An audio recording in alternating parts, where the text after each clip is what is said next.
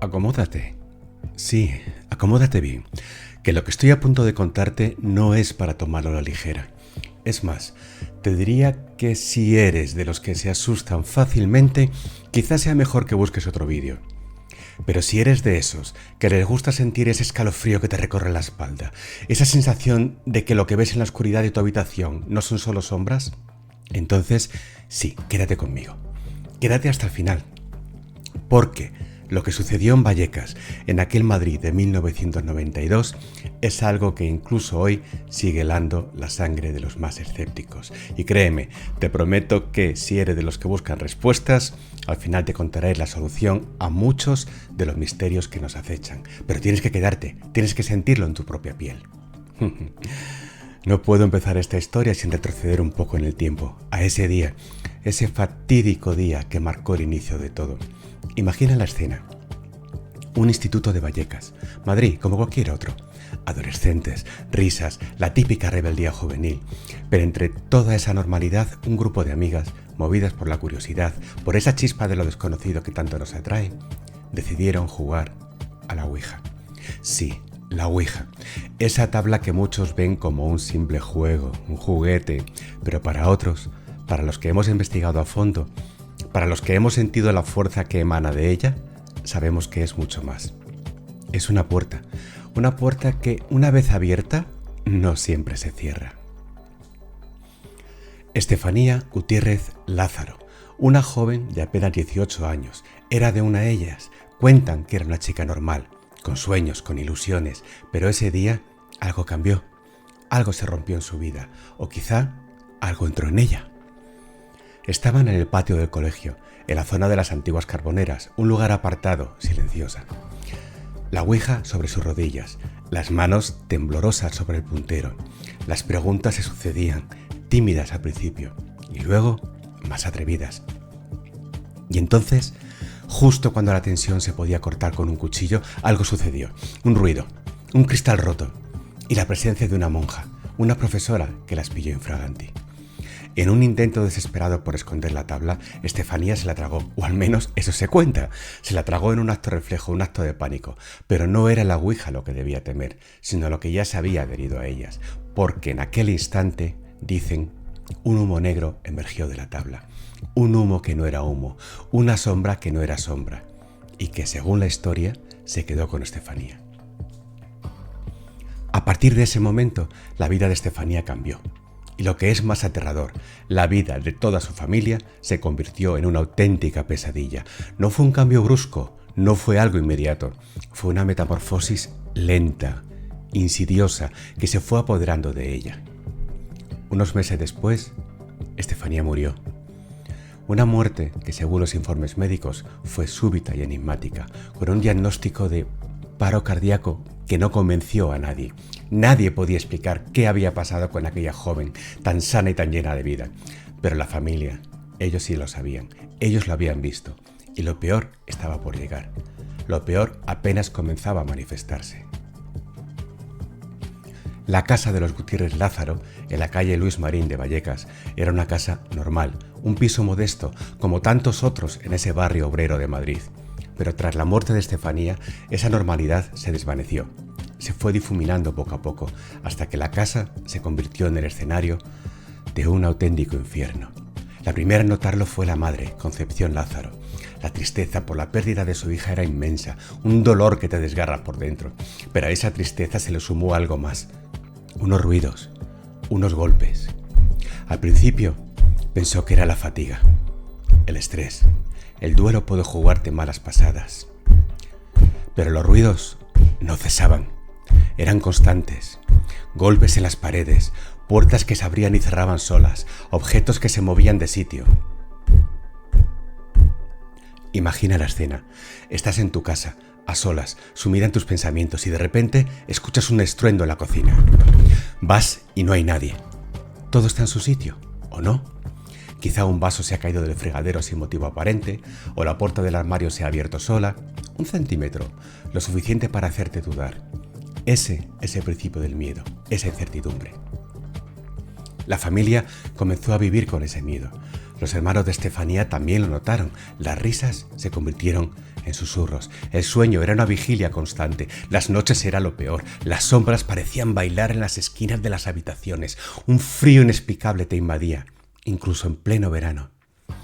Recuerdo, en una de mis investigaciones, haber hablado con personas que han vivido ese tipo de fenómenos, y la sensación es siempre la misma, una vulnerabilidad absoluta. Te sientes expuesto, a merced de algo que no puedes ver, que no puedes tocar, pero que sabes que está ahí. Y ese es ese verdadero terror, el terror a lo desconocido. Uno de los fenómenos más recurrentes era el de los objetos voladores. No me refiero a platos voladores, no. Me refiero a estatuillas de la Virgen que se caían de las estanterías sin que nadie las tocara, a cuadros que se descolgaban de las paredes con violencia, a crucifijos que aparecían rotos en el suelo con sus brazos arrancados. Piensa en ello. Tienes una figura religiosa, un objeto que para muchos representa protección, fe. Y de repente ese objeto, que no tiene razón alguna para moverse, cae y se rompe. No una vez, sino varias. Y siempre con una violencia que te hace encoger el alma. Eso no es casualidad. Eso es una señal de que algo o alguien está intentando comunicarse. O peor aún, está intentando hacer daño. La familia ha intentado buscar explicaciones lógicas, racionales, que si las corrientes de aire, que si la casa está vieja, pero las explicaciones se agotaban. Los fenómenos eran cada vez más intensos, más inexplicables. No solo eran ruidos, no solo eran objetos que se movían. Empezaron a ver cosas. Las apariciones. Esa es la parte que pone los pelos de punta, porque no eran apariciones claras, no eran figuras nítidas que se paseaban por el salón. Eran sombras que se movían con una velocidad antinatural, sombras que se deslizaban por las paredes, por los pasillos, y que justo cuando intentabas enfocar la vista, desaparecían. Imagina que estás en la cama, intentando conciliar el sueño. La luz de la calle se cuela por la ventana, dibujando formas en la habitación. Y de repente, en esa penumbra, ves una silueta. No es la de un familiar, no es la de un mueble, es una forma oscura, más oscura que la propia noche, que se mueve, y en ese instante tu corazón se acelera, el sudor frío te recorre la frente y el miedo, un miedo atávico, se apodera de ti. Los hermanos de Estefanía fueron los que más sufrieron con esto, especialmente Mariano y Ricardo. Contaban que veían a Estefanía, o lo que creían que era Estefanía, una figura etérea, transparente, que se movía por la casa, pero no era la Estefanía que conocían. Era una versión distorsionada, una imagen de dolor, de sufrimiento. Y las voces. Ay, las voces. No eran voces claras, no eran frases completas, eran susurros, murmullos, gemidos y a veces una voz gutural, profunda, que parecía salir de las profundidades de la tierra, pronunciando el nombre de Estefanía o el de sus hermanos. Imagínate el terror de escuchar tu nombre, pronunciado por una voz que no es de este mundo, en la oscuridad de la noche. Es un miedo que te cala hasta los huesos, que te paraliza. Es una sensación de vulnerabilidad total, de que algo o alguien te está acechando y no puedes hacer nada para detenerlo. La familia estaba desesperada. Habían intentado de todo. Habían hablado con sacerdotes, con personas que decían entender de estos temas, pero nada parecía funcionar. Los fenómenos no solo no disminuían, sino que aumentaban en intensidad, se hacían más agresivos. La casa se había convertido en una prisión, un lugar donde el miedo era el habitante principal, y cada día que pasaba, la familia se sentía más atrapada, más acorralada por esa presencia invisible, pero tan real y tan palpable. En un ratito te cuento más sobre cómo la policía entró en escena y lo que encontraron. Te aseguro que es algo que no te va a dejar indiferente. Quédate conmigo hasta el final, porque esto puede cambiar mucho tu forma de verlo. El punto de inflexión, el momento en que el miedo se hizo oficial, fue la noche del 27 de noviembre de 1992. La familia ya no aguantaba más. El pánico se había apoderado de ellos. Los fenómenos eran tan intensos, tan incesantes, que no les quedó más remedio que llamar a la policía. Piensa en esto. ¿Cuándo llamas a la policía? Cuando hay un robo, cuando hay un crimen, cuando te sientes amenazado por algo tangible. Pero ellos, los Gutiérrez Lázaro, llamaron a la policía porque estaban aterrorizados por algo que no podían ver, algo que no podían explicar, y eso ya de por sí habla del nivel de desesperación al que habían llegado. La llamada la hizo la madre, Concepción. con la voz entrecortada. Intentó explicar lo inexplicable, que su hija había muerto después de una sesión de Ouija, que desde entonces su casa era un infierno, que los muebles se movían solos, que veían sombras, que escuchaban voces.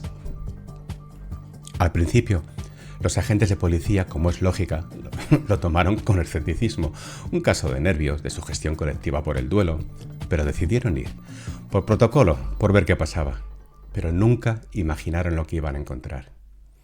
Una patrulla, al mando del inspector José Pedro Negri, llegó a la casa. Era una noche fría de noviembre. La calle Luis Marín estaba en silencio, solo el rumor lejano de la ciudad.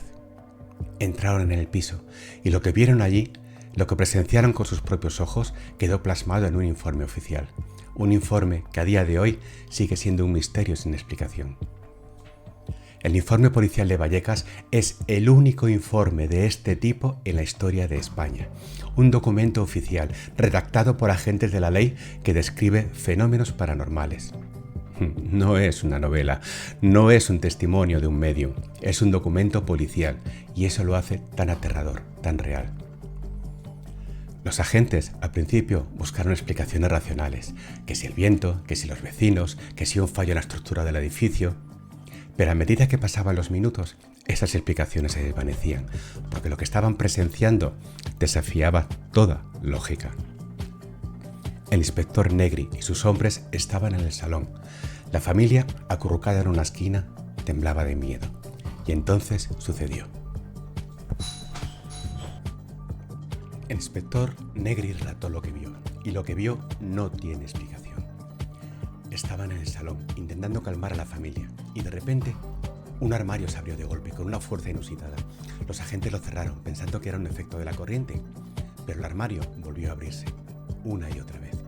Luego, un crucifijo de madera que estaba colgado en la pared se desprendió violentamente y cayó al suelo, rompiéndose en 3 pedazos. Y no fue una caída suave. Fue un desprendimiento con fuerza, como si algo lo hubiera arrancado de la pared, y los agentes lo vieron, con sus propios ojos. Pero el momento cumbre, el que dejó a los policías sin palabras, fue cuando escucharon un ruido, un rugido que venía del baño. Entraron, y lo que vieron les heló la sangre. El váter, sin que nadie lo hubiera tocado, había expulsado una mancha marrón, una mancha que según el informe era un líquido viscoso de color pardo. Y no solo eso, el lavabo, también sin que nadie lo hubiera tocado, se desprendió de la pared y cayó al suelo. ¿Cómo es posible que un lavabo, fijado a la pared, se caiga por sí solo sin que nadie lo toque, sin que haya un terremoto, sin que haya una vibración? Eso es lo que se preguntaban los agentes, y no encontraron respuesta. El informe redactado por el inspector Negri es un documento escalofriante. Detalla cada uno de los fenómenos que presenciaron. Los ruidos, los golpes, los objetos que se movían, el crucifijo que se rompió, el váter que expulsó esa mancha. Es un testimonio de primera mano de la presencia de algo inexplicable. El informe no tiene una conclusión, no dice que fuera un fantasma o un poltergeist o un demonio. Simplemente describe lo que sucedió, y lo que sucedió no tiene una explicación racional. Es el silencio de la razón ante lo inexplicable. La policía, lógicamente, intentó buscar una explicación. Llamaron a peritos, a ingenieros. Pero nadie pudo dar una respuesta lógica a lo que había pasado en esa casa. El caso de Vallecas se convirtió en un expediente abierto, un expediente que aún hoy sigue sin cerrarse. Y más adelante sabrás por qué este informe es tan importante y cómo se relaciona con la película que te he mencionado, Verónica. Quédate porque el clímax de esta historia aún está por llegar. El caso de Vallecas no solo impactó a la familia Gutiérrez Lázaro y a los agentes de policía, impactó a la sociedad. Se habló de ello en los periódicos, en la televisión, se convirtió en una leyenda urbana y, como suele pasar con las leyendas, se distorsionó, se exageró, se convirtió en algo casi mítico. Pero lo cierto es que el núcleo de la historia, ese informe policial, es real. Es la prueba tangible de que algo inexplicable sucedió en esa casa. Y esa es la parte más aterradora de todo. No es un invento, no es una fantasía, es un hecho. Años después, en 2017, este caso inspiró una película, la película que se llama Verónica. Si la has visto, sabrás de lo que te hablo. Si no, te animo a verla, porque aunque es una ficción, una obra cinematográfica, logra captar la esencia de lo que vivió la familia Gutiérrez Lázaro. Logra transmitir ese miedo, esa angustia, esa sensación de estar atrapado en una pesadilla. La película, dirigida por Paco Plaza, no es una adaptación fiel al 100%. Se toma licencias, como es lógico, pero el punto de partida es el mismo. Una joven que muere tras jugar a la Ouija y una familia que empieza a vivir fenómenos paranormales. Y lo más importante, el famoso informe policial de Vallecas como telón de fondo. Lo interesante de la película es que a través de la historia de Verónica nos hace reflexionar sobre el miedo a lo desconocido, sobre el miedo a la pérdida, sobre el miedo a enfrentarse a algo que no podemos comprender. Y es ahí donde reside la verdadera fuerza de esta historia. No es solo un relato de terror, es una exploración de la vulnerabilidad humana ante lo inexplicable. Recuerdo la primera vez que vi Verónica, me dejó una sensación de inquietud, no por los sustos, que los hay, sino por la atmósfera, por la sensación de que eso, en algún lugar de la casa, había sido real. Y esa es la clave, que el miedo se siente más real cuando sabes que tiene una base, aunque sea pequeña, de verdad. La película logró reavivar el interés por el caso Vallecas. Mucha gente al verla se preguntó si lo que se contaba era cierto. Y ahí es donde entra a juego la importancia del informe policial, porque ese informe, ese documento oficial, es lo que le da veracidad a la historia. Es lo que te hace decir, vale, esto no es solo una película, esto sucedió de verdad. Y es que al final el miedo más profundo no es el que te provoca un monstruo de ficción, es el que te provoca la idea de que hay algo más allá, algo que no entendemos, algo que puede estar entre nosotros, acechándonos, observándonos. Y ahora llegamos a la pregunta del millón. ¿Qué fue lo que sucedió en Vallecas? ¿Qué hay detrás de todo esto? Hay muchas teorías. Algunos hablan de un poltergeist. Un poltergeist, para los que no están familiarizados, es un fenómeno paranormal que se manifiesta con ruidos, movimiento de objetos y en ocasiones incluso agresión física. Se cree que están asociados a personas, generalmente adolescentes que están pasando por un periodo de estrés o trauma. Y en este caso, con la muerte de Estefanía, el trauma era evidente. Otros hablan de posesión, la idea de que una entidad, un espíritu, un demonio se apodera del cuerpo de una persona y que a través de ella manifiesta su presencia en el mundo físico. Los síntomas que experimentó Estefanía antes de su muerte y los fenómenos que ocurrieron después podrían encajar con esta historia. Y también, como es lógico, está la teoría de la sugestión, que la familia, traumatizada por la muerte de Estefanía y creyente en el ocultismo, se sugestionó y empezó a ver y a escuchar cosas que no eran reales. Pero esta teoría se desmorona cuando se tiene en cuenta el informe policial. Los agentes, hombres curtidos, escépticos por naturaleza, no se sugestionan tan fácilmente. Y lo que vieron, lo vieron con sus propios ojos. Y luego está la teoría de lo desconocido. La idea de que hay fuerzas, energías, dimensiones que no comprendemos, que nuestro mundo, nuestro universo es mucho más complejo de lo que pensamos y que en ocasiones esas fuerzas se manifiestan en nuestro plano, causando fenómenos que desafían toda lógica. Personalmente he investigado muchos casos como este y lo que he aprendido es que no hay una única respuesta, que cada caso es un mundo, un laberinto de misterios, pero lo que sí te puedo asegurar es que hay algo más allá de lo que vemos, de lo que podemos tocar y de lo que podemos explicar.